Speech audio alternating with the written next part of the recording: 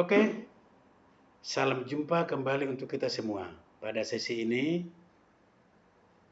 Bapak akan membawakan materi neraca pembayaran atau balance of payment. Ini bisa dibilang bahwa ini adalah sesi yang keempat.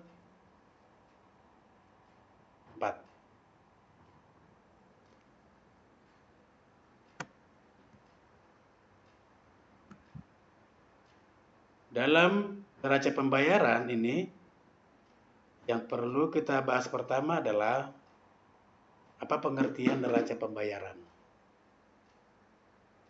Ya, neraca pembayaran adalah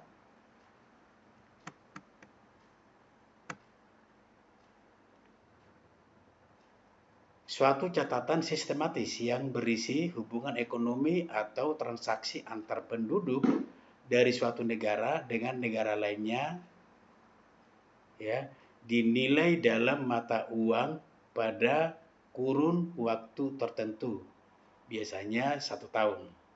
Ya, jadi kesimpulannya adalah suatu catatan yang sistematis yang berisikan hubungan ekonomi, transaksi ekonomi ya, penduduk suatu negara dengan negara lain dalam mata uang tertentu pada waktu tertentu, biasanya kurun waktunya 1 tahun. Oke, berikutnya adalah bagaimana fungsi neraca pembayaran. Di sini ada 4. Sebagai bahan bagi pemerintah untuk mengambil langkah-langkah di bidang ekonomi. Yang kedua adalah sebagai bahan pertimbangan bagi pemerintah untuk mengambil kebijakan di bidang moneter dan fiskal. Yang ketiga adalah sebagai bahan bagi pemerintah untuk mengetahui pengaruh hubungan ekonomi terhadap pendapatan nasional. Yang keempat adalah sebagai bahan pemerintah untuk mengambil kebijakan di bidang perdagangan internasional. Bapak pikir penjelasan lebih lanjut ini kita bisa membaca buku referensi.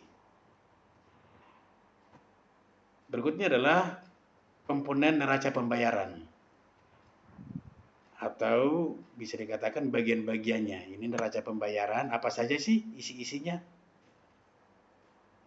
Secara garis besarnya komponen neraca pembayaran itu ada terbagi 3 di sini, ya. Neraca berjalan atau current account, neraca modal atau capital account, dan neraca moneter monetary account. Neraca berjalan ini terdiri dari 2, itu neraca perdagangan. Ya, biasanya ini ekspor impor barang. Terus neraca jasa, ekspor dan impor jasa, services account. Ya. Atau kalau kita lihat referensi lain, neraca pembayaran itu di sini ada transaksi berjalan. Transaksi berjalan itu maksudnya adalah neraca berjalan, yaitu ekspor impor. Ekspor impor itu nanti adalah keseimbangan perdagangan. Di sini ada jasa, penghasilan, transfer. Itu adalah masuk. Kalau yang tadi ini masuk adalah neraca jasa. Kita satukan di sini. Neraca jasa atau service account ini masuk dalam golongan ini semua. Jasa, penghasilan, transfer. Maka keseimbangan perdagangan dan neraca transaksi berjalan ini, ya, ini adalah keseimbangan perdagangan, inilah keseimbangan transaksi berjalan. Ya. Jadi transaksi berjalan ini adalah sebenarnya adalah gabungan dari ekspor impor ini dan di sini. Tadi ada neraca modal. Kalau dalam sini adalah neraca modal itu masuk dalam sini. Transaksi modal dan keuangan. Biasanya adalah transaksi modal, transaksi keuangan jangka panjang. Biasanya ini adalah pinjaman jangka panjang. Dan transaksi keuangan jangka pendek itu bisa nanti masuk ke sini. Ya, neraca moneter atau monetary account. Itu dari referensi lain. Jadi kita fokus saja dulu ke bagian sini. Yang tadi adalah hanya sebagai tambahan pengetahuan atau sebagai referensi yang lain. Oke. Di dalam neraca pembayaran dikenal dengan istilah transaksi debit dan transaksi kredit. Transaksi kredit itu adalah transaksi yang mengakibatkan arus uang masuk. Jadi uang atau kas bertambah. Aliran masuk kas dari luar negeri. Ya. Jadi setiap aliran masuk kas dari luar negeri, kas kita bertambah, kas negara bertambah dari luar negeri, itu adalah transaksi kredit. Transaksi debit itu adalah transaksi yang mengakibatkan arus uang keluar. Jadi kalau kita misalnya impor barang, kita kan mengeluarkan uang. Jadi kalau secara akuntansi, supaya lebih gampang begini, kita impor barang, jurnalnya impor kas. Impornya kan di debit, maka dia transaksi debit. Saya kan di kredit, jadi yang di debit yang dicatat. Jadi makanya transaksi debit itu adalah yang menyebabkan uang kita mengalir atau berkurang. Mengalir ke luar negeri. Kalau transaksi kredit adalah uang kita bertambah. Misalnya kita ekspor barang. Ekspor barang, kita kan terima kas. Kas, ekspor. Kalau secara akuntansi. Jadi ekspornya di kredit, maka dikatakan transaksi kredit. Supaya lebih gampang. Oke. Misalkan di transaksi kredit itu ada ekspor barang. Ya ini ya. Karena uang kita bertambah.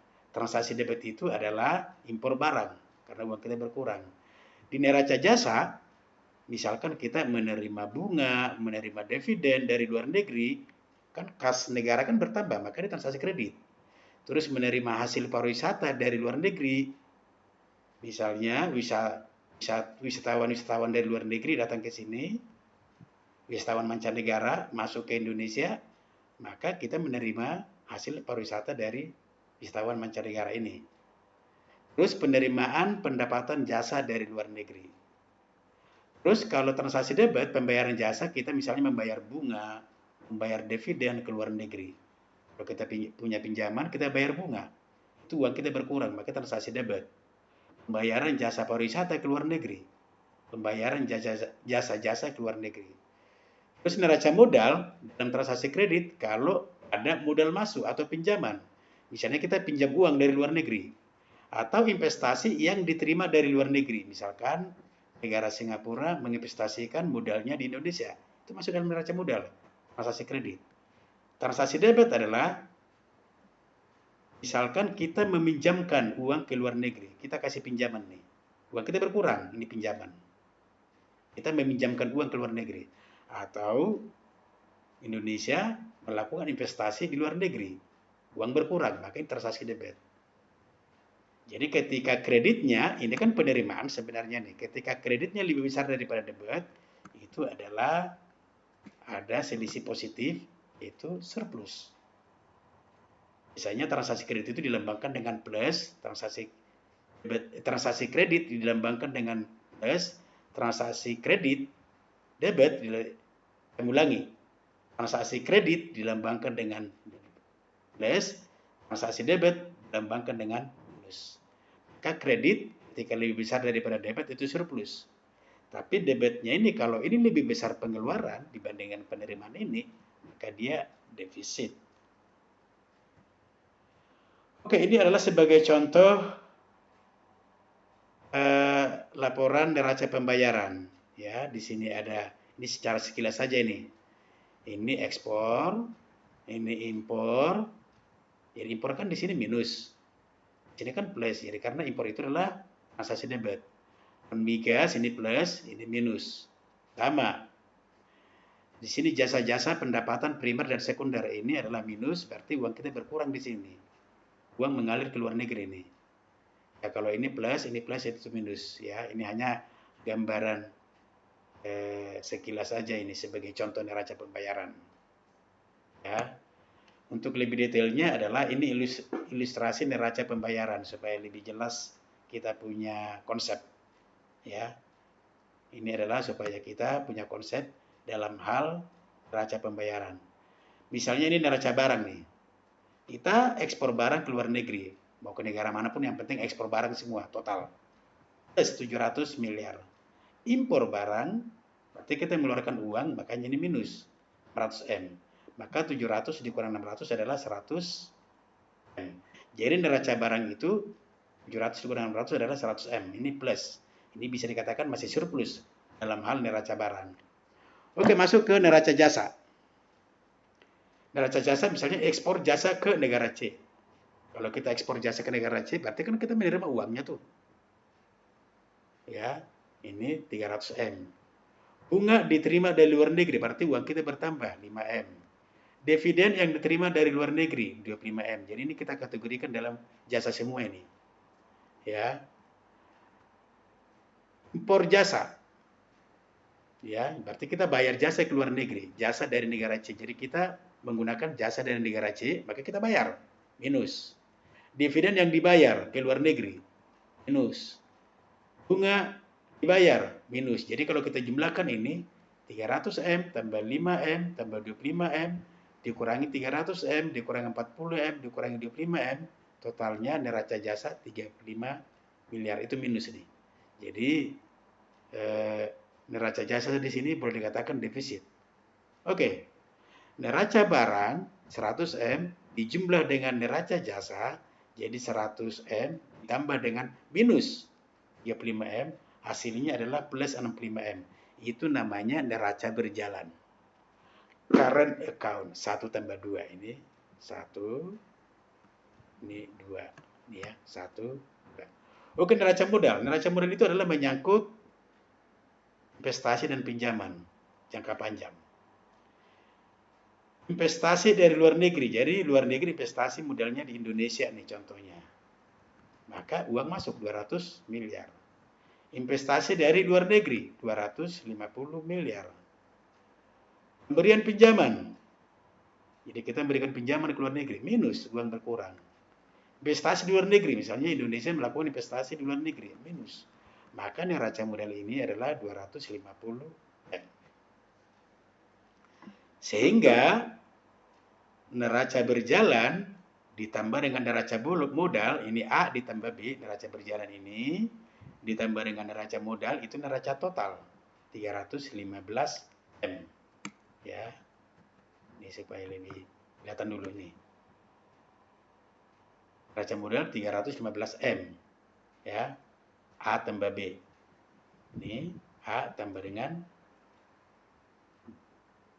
B, neraca modal. Oke. Ini boleh kita katakan adalah neraca modalnya adalah 315 M. Sehingga ini bisa dikatakan surplus. Ketika surplus, maka ini akan menambah devisa. Jadi cadangan devisa di sini ketika dia minus, itu artinya bertambah. Karena ini diambil dari neraca total ini. Jadi kita di sini surplus.